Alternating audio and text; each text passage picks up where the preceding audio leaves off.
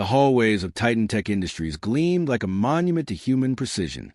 The floors were so polished they mirrored the ceiling lights in perfect white lines. And yet every evening, when the last engineer powered down his workstation, Marcus Reed quietly appeared with a mop, unseen and unacknowledged. He moved with the rhythm of someone who'd done this 1,000 nights before, steady, patient, invisible. His faded gray uniform bore a patch that said maintenance, but it might as well have read ghost. People passed him daily without a word, some even letting doors close in his face while discussing algorithms and market projections worth billions. Marcus didn't mind. Or at least, that's what he told himself. Tonight, the building hummed with a nervous energy. TitanTech was collapsing under the weight of catastrophe. Its flagship project, the Echelon Grid, an AI-driven global energy network, had failed spectacularly. Entire power sectors flickered out across continents. News anchors speculated about the company's downfall, and the stock had plummeted 47% in a single day. 500 specialists had been flown in from around the world, yet none could locate the fault. In the cafeteria, Marcus overheard snatches of conversation as he wiped tables. They burned through another $50 million on diagnostics. Langford's losing his mind. He's talking layoffs. It's a feedback loop recursion thing. No one's cracked it. Marcus kept his eyes lowered, but inside his mind something sparked. Feedback loop recursion. That was a term he hadn't heard since his engineering days. His hands paused mid-wipe, fingers tightening around the rag. He forced himself to keep moving. Curiosity was dangerous for men like him in places like this. When the last employee left, the office transformed. Silence expanded through the corridors, broken only by the softness of air vents and the squeak of Marcus's cartwheels. He liked these hours best. No eyes, no expectations, just the hum of machines and his thoughts. He wheeled his cart into the system's control wing, the heart of the company's innovation hub. Walls of monitors still glowed with cascading code. One giant display pulsed crimson. Echelon Grid critical failure. Marcus set down his mop and stepped closer. Lines of code scrolled endlessly across the screen. Error reports, system diagnostics, timestamps. He tilted his head, reading the fragments aloud under his breath. If then recursion variable loop feedback mismatch. He frowned. Something looked off. Whoever had written this diagnostic script was checking the top layer repeatedly, ignoring the internal logic. It was like testing the paint on a collapsing bridge while the steel underneath rusted away. He shouldn't meddle. He knew that. Years ago, his life had unraveled because he had meddled. Back then, Marcus Reed had been an engineer at True Volt Systems, working on energy optimization protocols. When a data breach crippled their servers, the company needed a scapegoat. Marcus, the only black engineer on the project, had his login credentials misused. The investigation was sloppy, the judgment quick. He lost everything, his job, his license, his reputation. The truth came too late, and by then he was mopping floors just to pay rent. Still, that part of his brain, the part wired for patterns and logic, never shut off. So he stood there now, in TitanTech's control room, reading the same type of flawed assumptions he once fought to correct. He leaned closer, eyes darting between lines of code. The error loop repeated every 0.024 seconds, feeding false data into the energy modulation cycle. The system wasn't dying. It was suffocating on its own reflection. Marcus exhaled sharply. "You're chasing ghosts, fellas," he murmured. He looked around. Empty chairs. The night shift security guard had probably already started his rounds. Marcus glanced at the wall clock. 11:43 p.m. He reached for his pocket notebook. Its pages smudged with pencil equations and sketches of circuitry.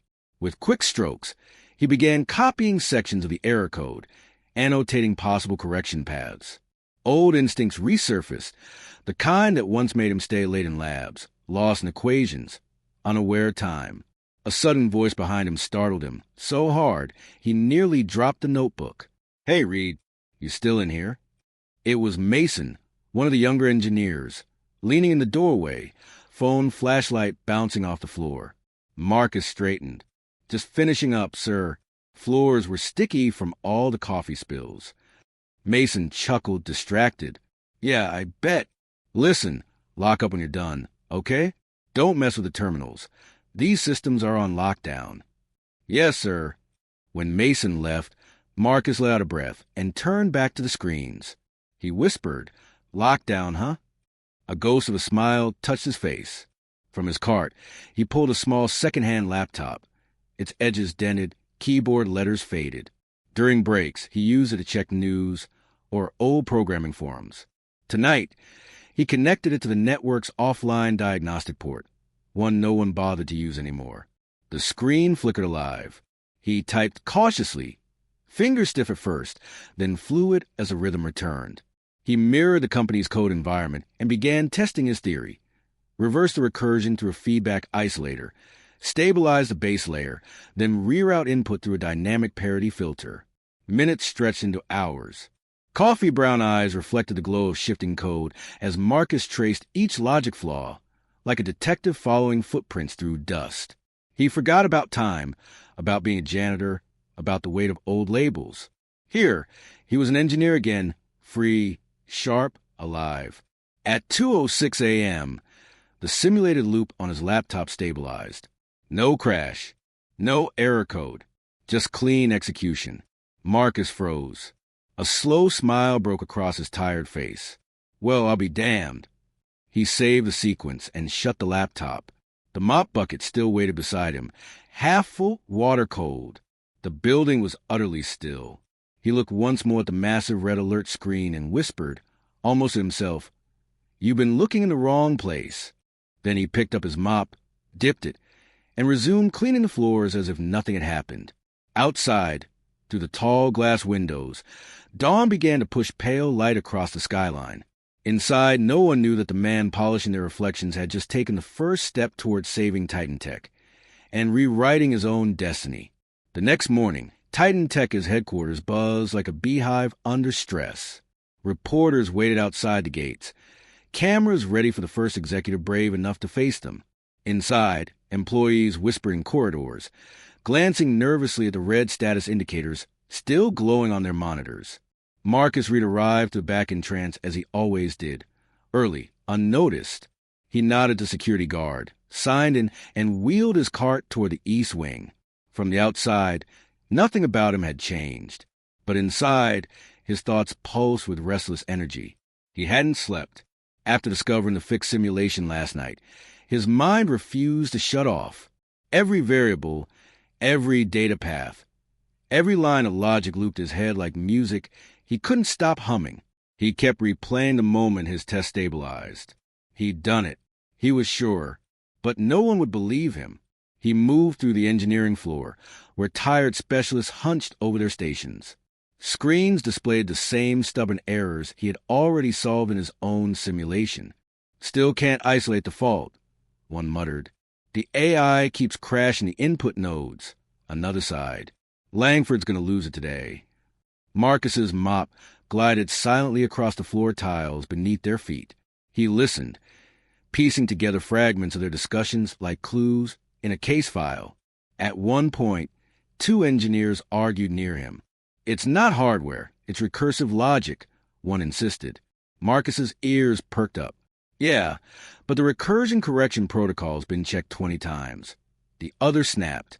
Marcus looked down at the pattern his mop had left on the floor. Spirals looping into each other. Recursion. The image felt ironic. When the engineers moved away, Marcus paused, staring at the faint water swirls. He smiled faintly and whispered, "Sometimes you gotta step back to see the loop." He wheeled his cart into the maintenance corridor, where few people went. The basement-level storage room had become his quiet sanctuary, a world of old tools, cleaning supplies, and the faint hum of air vents. He pulled out his second-hand laptop again, setting it on a metal workbench. He powered it up, the familiar whine of the fan filling the silence. From his pocket, he drew the small notebook filled with last night's scribbles, equations, flowcharts, and margin notes that looked chaotic to anyone else but made perfect sense to him. He muttered as he reviewed them. "The feedback path isn't the problem. It's the timing between responses. The AI is trying to correct itself faster than the data stabilizes." He typed quickly, eyes scanning back and forth between screens, lines of code reflecting in his glasses. His fingers hesitated at one point, trembling slightly. "All right, Marcus," he told himself quietly. "Let's make sure you're not crazy."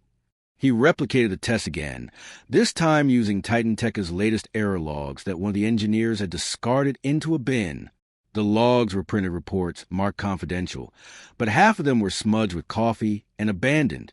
He picked them up earlier during cleaning, pretending it was just trash. The data matched perfectly. The flaw was in the feedback synchronization layer, not the AI logic itself. The machine was overcompensating, running parallel self-corrections faster than its primary sensor feedback. That caused cascading data conflicts, forcing the system to crash to avoid meltdown. Marcus leaned back, amazed.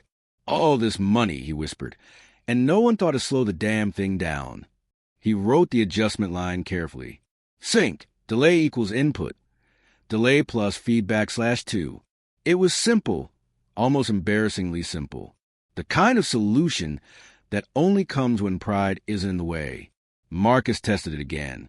The loop stabilized immediately, maintaining integrity over 10,000 cycles. No recursion collapse. No overheating data flow. It worked. He laughed quietly, a sound half disbelief, half triumph. "You did it again, old man." But reality quickly replaced a rush. What could he do with this? If he told anyone, they'd accuse him of tampering. He could lose the only job keeping him afloat. TitanTech didn't want its janitors touching code.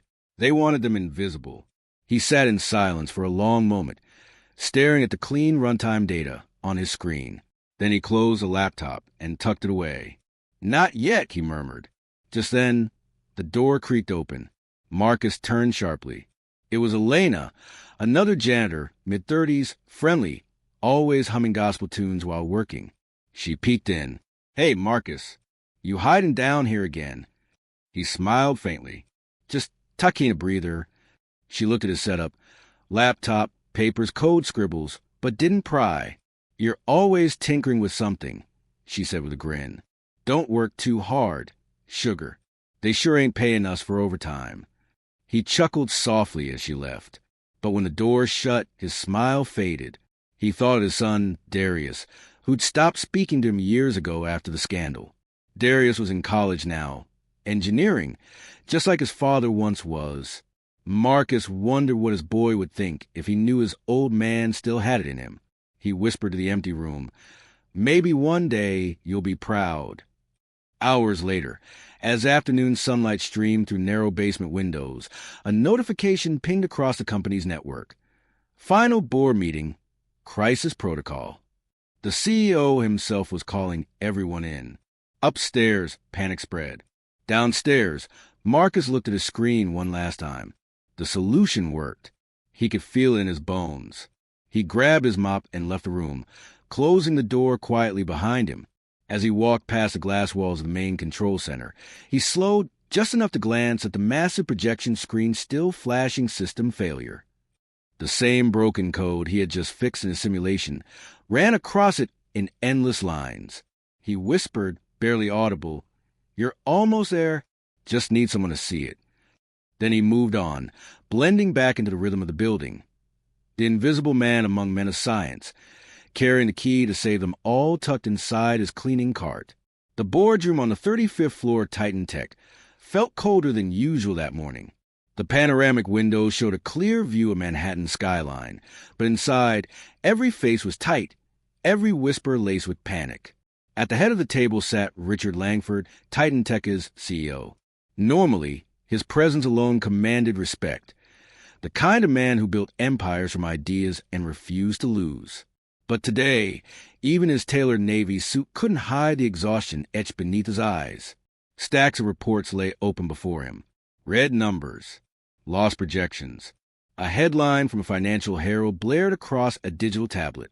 TitanTech crisis deepens. Global energy grid at risk. Richard pinched the bridge of his nose. "We've tried every consultant, every algorithmic analyst, every firm that promised miracles," he said flatly. 500 experts, and not one of them gave me a working solution. Across the table, Dana Whitfield, TitanTech's CFO, adjusted her glasses. "We still have options, Richard." I can reach out to quantum systems in Zurich. They've handled AI instability before. Richard slammed his pen onto the table. We've paid quantum, we've paid everyone, and all we have to show for it is more failure. A murmur rippled around the room. The executives exchanged uneasy looks. From the far corner, Dr. Peter Hale, the company's lead engineer, cleared his throat. We believe the issue lies in recursive logic layers. I've heard that phrase 1,000 times. Richard snapped. You've had weeks, Doctor. Billions of dollars and every tool imaginable. What am I missing? Hale looked away, mumbling something about needing more data. Richard leaned back, jaw tight. More data. Always more data. He gazed out the window, where morning sunlight reflected off the glass of rival corporate towers. TitanTech's competitors were already circling like vultures.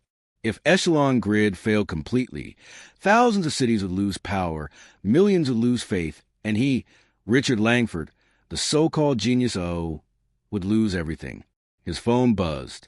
It was his assistant. Sir, CNBC is requesting an on-air statement. Tell them no comment. But, sir, investors are... I said no comment, he barked, slamming the phone down. The room fell silent. After a long pause, he spoke again, quieter now. Everyone go home. I need space to think. One by one, the executives filed out, muttering to each other as the door hissed shut behind them. He ran a hand through his hair, loosened his tie, and whispered to himself, maybe this company dies with me. Unable to sit still, he rose and left the boardroom. The office floors were nearly empty now. Most employees had gone home early to escape the suffocating tension. Richard wandered down the dimly lit hallway toward the system's control wing. He hadn't been there in days. He needed to see the problem, really see it. As the elevator doors opened, a chill met him. The control floor was quiet, except for the low hum of machines and the distant buzz of fluorescent lights.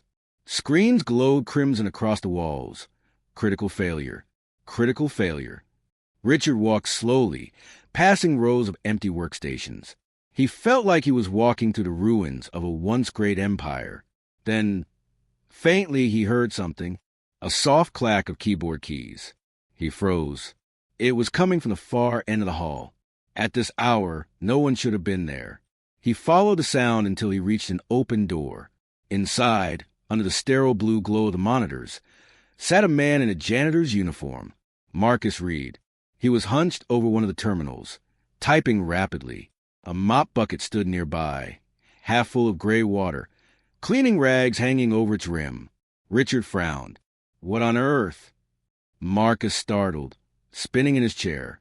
Sir, I'm sorry. I was just... What are you doing at that console? Marcus's mind raced. He could lie, say he was cleaning the keyboards, but his laptop, half hidden behind a monitor, still displayed a simulation model. It was too late.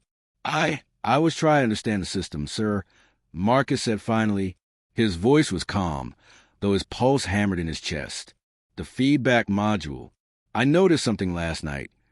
Richard blinked. You noticed something? Yes, sir. Marcus stood slowly, hands raised slightly. It's probably nothing. Just, while cleaning, I saw the error codes looping. I thought maybe it's a recursion timing issue. The CEO's brows knit together. A what? Timing. The AI's feedback correction runs faster than the input delay. It's correcting before the system finishes responding. That creates conflict data loops. The system crashes to protect itself. Richard stared at him as if trying to decide whether this was a joke. You're telling me the janitor just diagnosed what 500 experts couldn't? Marcus swallowed hard. No, sir. I'm saying I might have found a way to stabilize it. For a long moment, the only sound was a hum of servers. Richard stepped closer. Show me. Marcus hesitated, then turned the monitor toward him. He typed a short line of code, the same adjustment he'd written in his notebook. A simple synchronization delay. He hit run simulation. The system whirred. The red error bars blinked once, twice, then faded. The display stabilized. Richard's eyes widened. What did you just do? Balance the feedback delay, sir. I let the system breathe. He pointed to the numbers. The error rate dropped from 93% to 0.02%. Richard stared in disbelief. For the first time in weeks, the data made sense. Marcus stepped back, nervous. I didn't mean to interfere, sir. I'll shut it down if you want. But Richard didn't answer. He was too busy replaying the simulation, watching it succeed again and again. He looked at Marcus, the worn shoes, the faded uniform, the quiet intelligence in his eyes. Finally, he spoke, voice low. Mr. Reed, you may have just saved this company. Marcus blinked.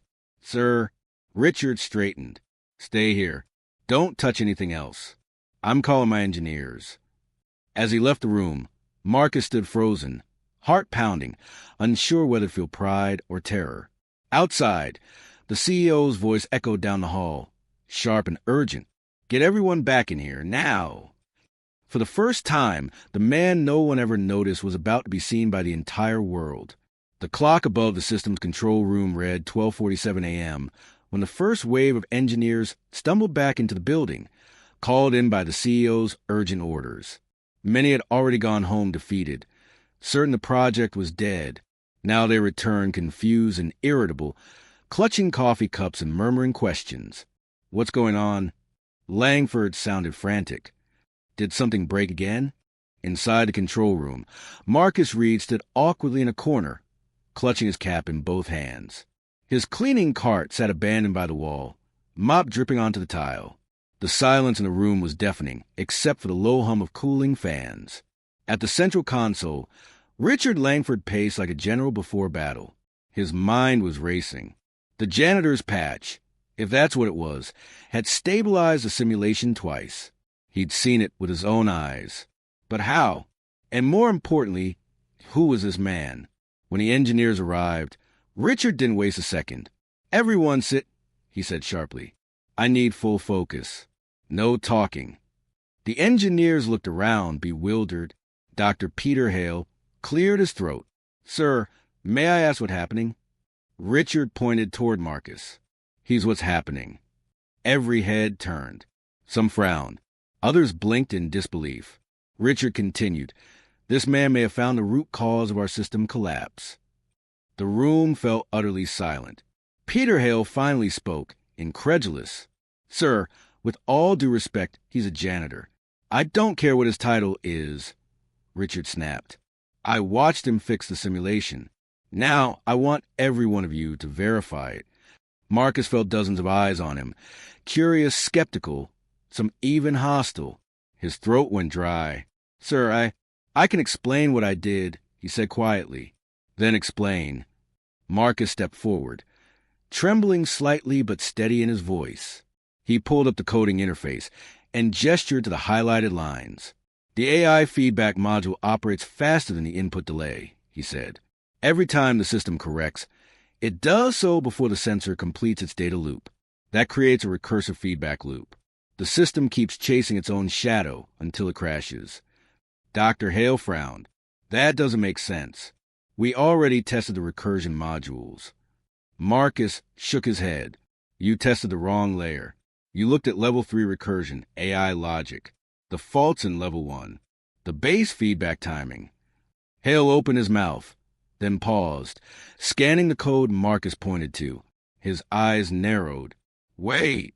Marcus typed rapidly, inserting his delay code. Sync. Delay equals input. Delay plus feedback /2. This small adjustment, Marcus said, gives the system breathing room between corrections. It stops the infinite chase. Richard folded his arms, watching every movement. Run it. The engineers hesitated.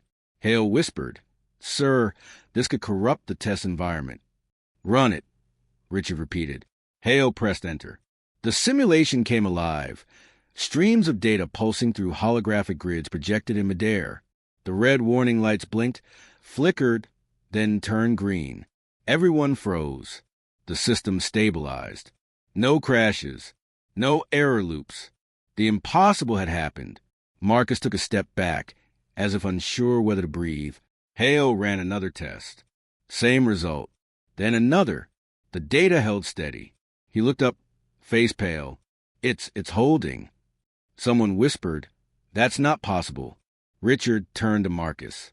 "You've just done what the world's top engineers couldn't." The janitor lowered his eyes. "Just did what made sense, sir." For a moment, the room remained suspended in stunned silence, then erupted in overlapping voices. Engineers scrambled to verify the code, comparing outputs, recording data. The recursion rates flatlining. System load dropped to near zero. "It's fixed." Richard raised a hand for quiet. "Everyone out, except Dr. Hale and him." He nodded toward Marcus. When the others left, the room settled into a heavy stillness again. Richard faced Marcus. "Tell me the truth. Who are you?" Marcus hesitated. "My name's Marcus Reed, sir. I'm a janitor here. Been with TitanTech for 4 years." "That's not what I mean," Richard said, voice softer now. "How does a janitor read recursive AI code like a PhD?" Marcus looked down at his rough, calloused hands. "I used to be an engineer," he said quietly, "at True Volt Systems. Worked on energy optimization. I lost everything after a breach I didn't cause. Got blacklisted. Couldn't get another job in the field. So I clean floors now." Richard stared at him. There was no self-pity in Marcus's voice, only truth. "I just couldn't stop thinking about the system," Marcus added. "I heard the engineers talking. I looked at the code, and it was familiar. I knew I could fix it, but I didn't think anyone would believe me." Richard's jaw tightened. He thought of the arrogance that had filled his company, the kind that made men like Marcus invisible. "You didn't just fix a bug," Richard said finally. "You saved TitanTech." Marcus looked startled. "Sir, I mean it. You just prevented a billion-dollar collapse." For a moment, neither spoke. Then Richard said, "Go home, Mr. Reed. Get some rest. Tomorrow morning, I'll call a press conference. The world needs to hear this." Marcus frowned. "Sir, please. I don't want attention. I just wanted the system to work." Richard studied him. "You don't want credit for saving a billion-dollar company?" Marcus smiled faintly. "Credit never gave me peace before. I'm just glad it's fixed." The CEO nodded slowly. "You're a better man than most I've met." He extended his hand. Marcus hesitated, then shook it. "Thank you, Mr. Reed," Richard said quietly. "From now on, you're not invisible in this building." Marcus picked up his cart, heart pounding, and left the control room. The hum of the machines followed him down the hall, like applause. When he disappeared around the corner, Richard turned back to the glowing screens. Stable, calm, alive.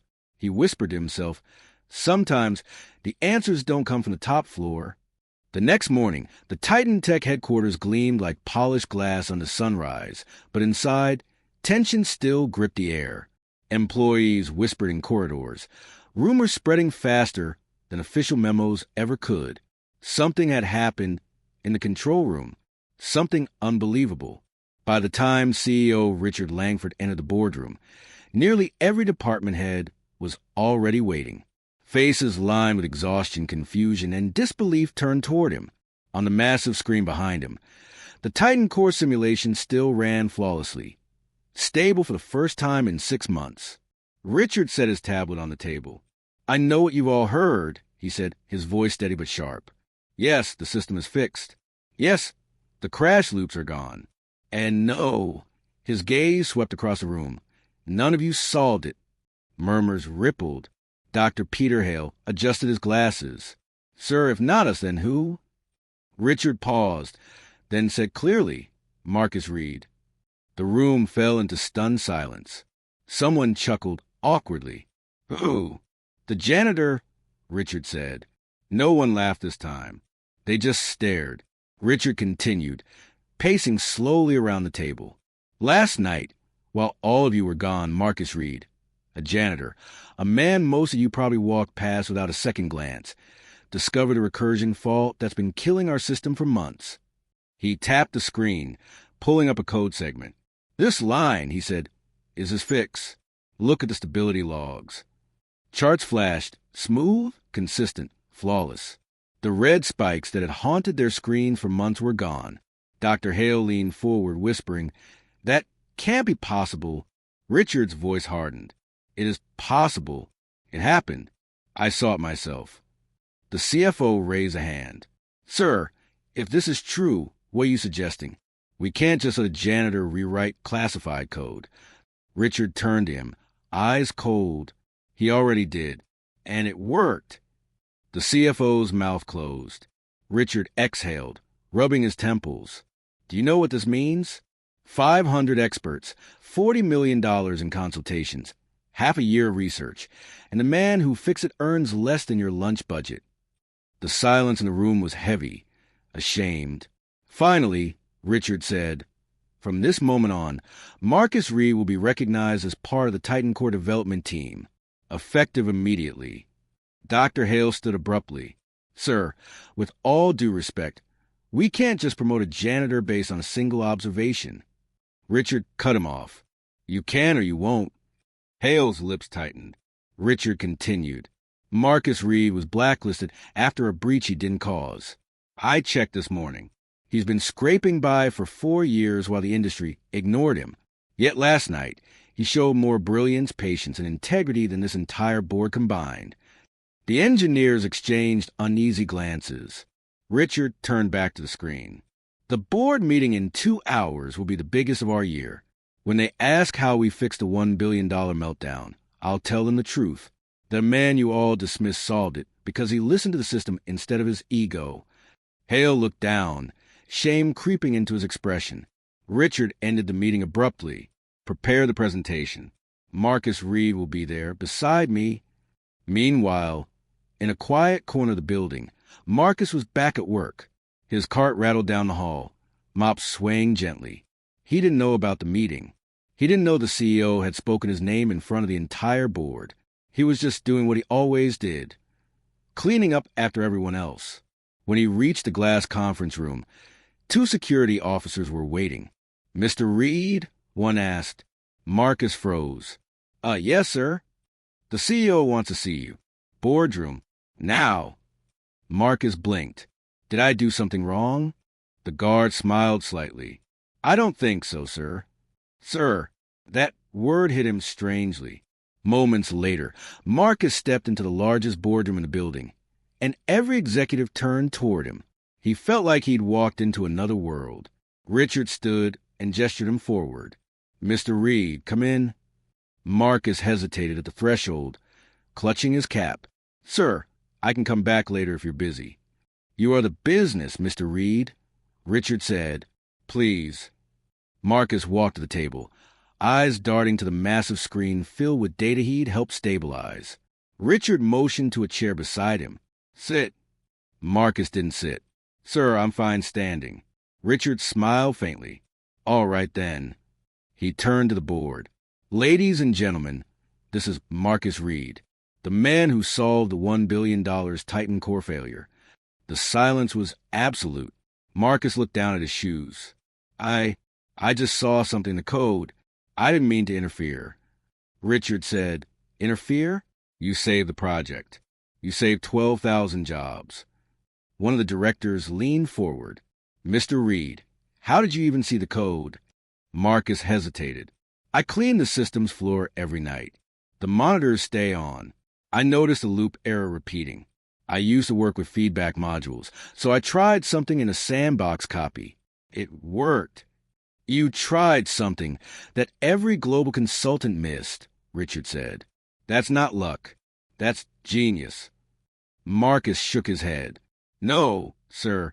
It's just listening. The system talks if you let it." The room was quiet again, but this time it was respect, not disbelief. After a moment, Richard spoke. Effective immediately, Marcus Reed is reinstated in engineering as lead systems analyst. TitanTech will publicly recognize his contribution. Marcus's mouth opened, stunned. "Sir, I don't know what to say." Richard smiled. "Say you'll accept." Marcus hesitated, then nodded slowly. "Yes, sir, I will." The room erupted in applause. Even Hale clapped, though his face flushed red. Richard leaned closer to Marcus and whispered, You didn't just fix a system, son. You fixed the way this company thinks. Marcus blinked back tears he hadn't expected. For the first time in years, someone had seen him. The following morning, the story broke.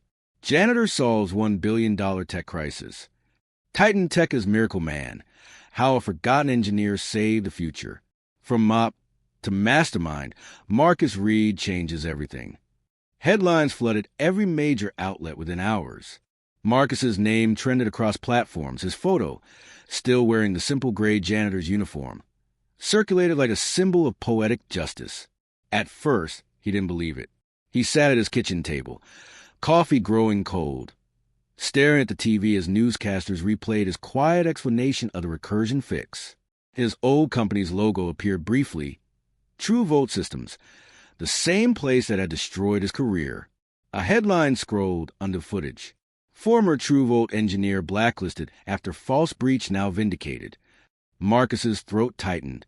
For years of humiliation, of rejection emails and ignored applications, all flashing before his eyes. Then his phone buzzed. Again and again. Messages from people he hadn't heard from in years. Old colleagues, college friends, even strangers. Marcus, is this you? Man, you're all over the news. They owe you big time. He turned the phone face down. The noise didn't feel real yet. At TitanTech headquarters, the press swarmed the lobby. Cameras flashed. Microphones stretched forward as Richard Langford entered with Marcus at his side. Mr. Langford, is it true your janitor fixed the $1 billion meltdown? Mr. Reed, how did it feel when the system worked? Do you plan to return to engineering? Marcus barely managed to smile, overwhelmed by the frenzy. Richard guided him through the crowd, murmuring, "Just breathe, Marcus. They're not here to attack you. They're here to learn from you." When they reached the main stage, the audience quieted. Rows of employees filled the auditorium, from top engineers to maintenance staff. Everyone waited. Richard took the podium first. Yesterday, our company stood on the edge of collapse. Our flagship AI, Titan Core, had failed repeatedly. 500 experts could not find the cause. He turned toward Marcus. But one man did. He gestured. Marcus Reed. Applause thundered. Marcus hesitated, then stepped forward, feeling the heat of the lights and the weight of 1,000 eyes. "I don't know what to say," he began softly. "I was just doing my job. I saw a mistake and fixed it.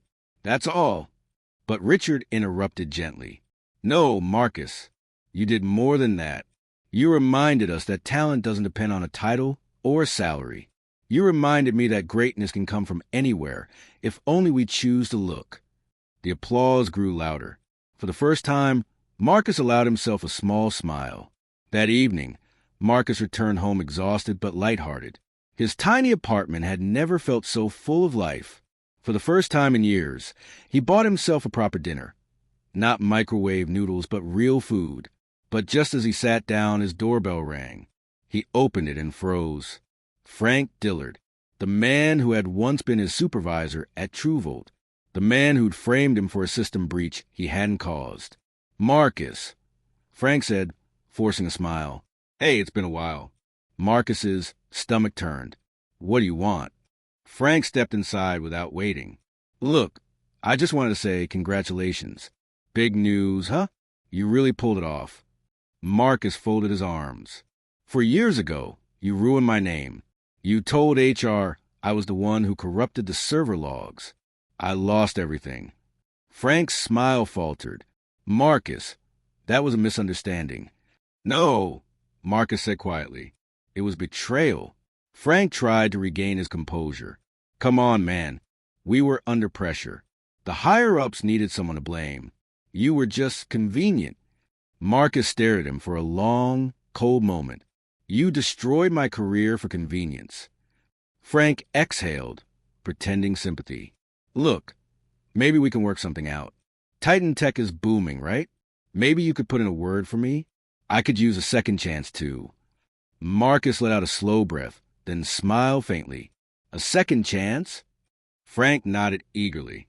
"Exactly. You know how the game works. You scratch my back." Marcus's tone hardened. No, Frank. I know how honesty works. You wanted my silence back then. You're not getting it now. Frank's expression soured. You think you're better than me now? You're still the guy who cleans floors. Marcus stepped closer, calm but firm. And you're still the man who hide behind lies. He opened the door. Good night, Frank. Frank sneered, muttered something under his breath, and left. Marcus closed the door, heart pounding. For the first time, he didn't feel powerless. The next morning, Marcus received an unexpected message from TitanTech's legal department. Subject, True Vote Investigation. Mr. Reed, per your request, we've initiated a review of the breach records that led to your termination. Preliminary evidence indicates your innocence. We'll be forwarding the findings to federal investigators. Marcus stared at the screen. He hadn't requested anything. Richard had. Down the hall, his phone buzzed again, this time with a message from the CEO himself. Justice was overdue. Enjoy your day, Marcus. You've earned it. Marcus sat back, tears stinging his eyes. He thought about the janitor's closet where he'd spent so many lonely nights, about the dreams he'd buried under the sound of a mop bucket rolling across cold tiles. Now, that same man was being called the mind behind TitanTech's rebirth. He smiled faintly and whispered, guess the mop had more power than they thought. That night, TitanTech's lobby lights reflected across the city skyline. The janitor who once scrubbed those floors now had an office with his name on the door. Marcus Reed, lead systems architect. But he never forgot where he came from. He still walked past the janitorial wing every evening, stopping to talk, to listen, to remind the invisible workers that someone saw them. Because he knew better than anyone, sometimes the people no one notices are the ones who change everything. 6 months later, TitanTech had become the talk of the world. The same company once facing total collapse was now leading a new global standard in artificial intelligence. Investors poured in. Contracts doubled. Every magazine cover carried the same phrase. The Reed algorithm, the code that changed everything. Marcus Reed's name was no longer whispered. It was celebrated. Yet he remained the same quiet man who arrived early, left late, and still greeted every cleaner, guard, and cafeteria worker by name. While the executives now competed to shake his hand, Marcus never forgot the coldness he'd once felt in these same halls. The invisible weight of being seen as less. That memory became his mission. One rainy Monday morning, Marcus stood before the board again, this time not as a guest, but as a department head. The screen behind him displayed a new proposal titled, The Ground Floor Initiative. Richard Langford leaned back in his chair. All right, Marcus. What have you got for us? Marcus took a deep breath. Opportunity, he said simply. He clicked through the slides. For years, this company in the industry has overlooked talent. We hire degrees, not brilliance. We judge resumes instead of people. I want to change that. He pressed another button, revealing photos of janitors, cafeteria workers, and maintenance staff. These people keep our company alive, but we've never given them the chance to grow. My initiative will fund technical training and scholarships for every employee who wants to learn. No background checks. No discrimination. Just opportunity. A murmur spread around the table. The CFO frowned. You want to use company resources for janitor education programs? Marcus met his gaze steadily. Yes, because I was one of them. Richard smiled faintly, pride flickering in his eyes. Marcus continued. We'll never know how many brilliant minds we missed because they didn't fit the image we expected. If TitanTech wants to be a leader in the future, we start by investing in our people. All of them. Silence hung heavy. Then Richard nodded slowly. I approve it. The CFO opened his mouth to object, but Richard raised a hand. No debate. If Marcus Reed says this is the way forward, then this is the way forward. Applause rippled through the room. For the first time, Marcus's idea wasn't just fixing a system. It was fixing the world around it. Weeks passed. The ground floor initiative launched quietly, without the media spotlight. Marcus preferred it that way. He spent his evenings mentoring small groups of employees, security guards learning Python, cleaners practicing system diagnostics, cafeteria workers experimenting with robotics kits. He saw himself in their faces, uncertain, hopeful, hungry. One night, as the session ended, a young janitor named Derek approached him nervously. "Mr. Reed, can I show you something?" "Of course," Marcus said, smiling. Derek pulled out a tablet. On the screen, lines of code scrolled rapidly. "It's just a prototype, sir. I was trying to make an app that predicts system overheating before it happens." Marcus examined it carefully, eyebrows lifting. "This is good. Really good." "You think so?" Derek asked, eyes wide. "I don't think," Marcus said. "I know." He placed a hand on Derek's shoulder. "Bring this to my office tomorrow. Let's see how we can make it part of Titan Core." As Derek left, his smile said everything. Marcus leaned back in his chair, heart full. He realized then that this, not headlines, not applause, was his real reward. Later that night, Richard Langford visited Marcus's office. The CEO had aged slightly, less sharp around the edges, but his eyes were still bright. "Working late again?" Richard asked. Marcus chuckled. "Some habits don't die easy." Richard stepped closer, looking around the room. On the wall hung a framed photograph. The TitanTech janitorial team, smiling in their uniforms. "You know," Richard said quietly, "you've changed this company more than I ever did." Marcus shook his head. "No, sir, you saw what others didn't. That's what started it." Richard smiled. "Maybe, but you taught me something, Marcus. Leadership isn't about being the smartest person in the room. It's about being the one who listens." The two men stood in silence for a moment, watching the rain streak down the window. Then Richard said, "We're expanding next quarter. Asia, Europe, Africa. The world's asking for Titan Core, and they're asking for you to lead the Global Systems Division." Marcus blinked, stunned. "Me? Who else?" Richard said, "You built the foundation. You earned it." Marcus hesitated.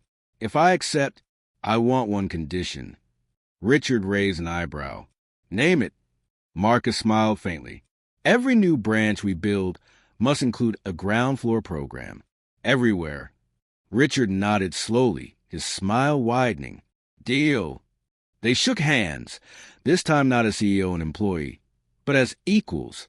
Months later, as TitanTech's expansion rolled out worldwide, Marcus visited one of the new branches in Ghana. The training center buzzed with energy. Students coding, experimenting, laughing. A small girl ran up to him, holding a circuit board. "Sir, I made it blink." Marcus crouched down, eyes warm. "That's how every great system starts, with one light." She giggled. "Will I be an engineer like you one day?" Marcus smiled. "You'll be better." That evening, as the sun set over the city, Marcus stood on the rooftop overlooking the TitanTech logo. He thought of where it all began. The mop bucket, the empty hallways, the night he dared to touch a computer screen he wasn't supposed to. He smiled softly. Sometimes fate didn't whisper. Sometimes it waited in silence, holding out a second chance, if you were brave enough to take it. He looked up at the stars and murmured, "This one's for everyone who was told they weren't enough." And somewhere deep in the building below, the hum of machines answered back, steady and strong, like applause that would never end. The wind carried the faint hum of morning traffic as Marcus Reed walked through TitanTech's headquarters one final time. The polished marble floors, the faint scent of fresh coffee, the buzz of innovation. It all felt like home now. But today was different. Today marked 5 years since the night he'd fixed the recursion loop that changed everything. A celebration awaited him upstairs. The Titan Core Anniversary Gala. Reporters had flown in from around the world. Employees whispered his name as he passed. Yet, despite the prestige, Marcus still paused to greet the janitorial crew. "Morning, Mr. Reed." One called, smiling shyly. "Morning, Clara," he replied warmly. "You keeping everyone honest down here?" She laughed. "Trying to." He winked. "That's all any of us can do." To them, he was still the same man who once pushed that mop cart. And that was exactly how he wanted it. The auditorium shimmered with lights as hundreds gathered for gala. Banners hung across the room. Titan Core, 5 years of innovation, honoring Marcus Reed. When Marcus stepped on stage, the applause shook the room. The CEO, Richard Langford, now silver-haired and retiring, stood nearby with pride glowing in his eyes. Richard spoke first. 5 years ago, our company was dying. Then one man, a man the world overlooked, saved us. He didn't just fix a system. He fixed our perspective. He turned toward Marcus. And today, as I pass this company into new hands, I can think of no one more deserving to lead it forward. A murmur swept through the audience. Richard smiled. Effective immediately, Marcus Reed is the new CEO of TitanTech International. The room erupted in cheers. Cameras flashed. Reporters surged forward. Marcus froze, overwhelmed. He hadn't expected this. He turned toward Richard, speechless. Richard clasped his shoulder. You earned it. Every late night, every lesson, every act of humility. This company needs heart more than power, and you've got both. Tears welled in Marcus's eyes as the audience rose in applause. He stepped up to the podium, his voice trembling but steady. Thank you, he began softly. Not just for this title, but for the journey, because this moment isn't just about me. It's about everyone who was ever told they were invisible. The crowd hushed. I was a janitor once, Marcus continued. People walked past me like I was part of the wall. But you know what I learned? Walls hold up buildings. Invisible hands keep the lights on. And sometimes those same hands can rebuild the world. Applause thundered again. Some wiped their eyes. Marcus smiled gently. If I've learned anything, it's this. Never underestimate kindness. Never underestimate the quiet ones. Because sometimes genius wears work gloves. Later that night, after the applause faded and the stage lights dimmed, Marcus stood alone on the rooftop terrace. The city glowed beneath him, a living tapestry of lights and dreams. He looked up at the sky, thinking of all the years he'd spent in the shadows. He thought of that night, the hum of the servers, the mop bucket beside him, the moment his code worked, how small it had felt then, and how enormous it had become. A soft voice interrupted his thoughts. Still like to work late, huh? He turned. It was Derek, the young janitor-turned-engineer, who now led the company's predictive systems team. Marcus chuckled. Guess old habits die hard. Derek stepped beside him, gazing at the skyline. You ever think about how far you've come? Marcus smiled faintly. Every day. But it's not about how far I've come. It's about how far we've all come. You, the others, everyone who believed in the chance to grow. Derek nodded. Ground floor is worldwide now. Did you know? Over 2,000 graduates. Some of them started as cafeteria staff. Marcus's chest swelled with quiet pride. That's what was meant to be, a door that never closes. They stood in silence for a while, watching the dawn begin to edge over the horizon. Derek finally asked, So, what's next for you, Mr. Reed? Marcus laughed softly. Call me Marcus. And what's next? I think it's time to listen again. Listen? Marcus nodded. That's how it all started. Listening to the hum of the system everyone else thought was broken. Listening to people no one else noticed. The world always tells you to speak louder. But sometimes, the real answers come when you're quiet. Derek grinned. You sound like a philosopher. Marcus shrugged. Maybe just an old janitor who never stopped learning. A few days later, Marcus returned to the maintenance floor for the first time since his promotion. The halls looked the same. The scent of cleaning fluid, the echo of distant footsteps, the glint of tools and metal buckets. He walked to the same closet where it had all begun. The same door, the same faint hum of the air vents. He opened it slowly. Inside, his old cart still stood, neatly folded mop, a small rag draped over the handle. Someone had cleaned it, polished it even. On the cart sat a note. For the man who cleaned our floors and taught us to reach for the stars. Your TitanTech family. Marcus felt his throat tighten. He smiled, tracing a hand over the metal handle. He whispered, Guess I'll keep it as a reminder. Then he closed the door gently. That night, the world watched as Marcus Reed, the janitor who became a CEO, took the stage again, not to boast, but to speak about his newest goal, building free tech academy for underprivileged youth across the globe. Talent, he said, is universal. Opportunity isn't. Let's fix that. The audience rose to their feet once more. As cameras flashed and music swelled, Marcus looked up, eyes glistening. For the first time in his life, he didn't feel like he was chasing something lost. He had become the person he once needed, a believer in people no one believed in. And as he stepped down from the stage, the crowd's cheers following him, one thought echoed in his mind: quiet, certain, and full of peace. Sometimes, the smallest hands build the biggest legacies. If you enjoyed this story of triumph and inspiration, hit like, subscribe, and turn on notifications for more real-life stories of courage and brilliance.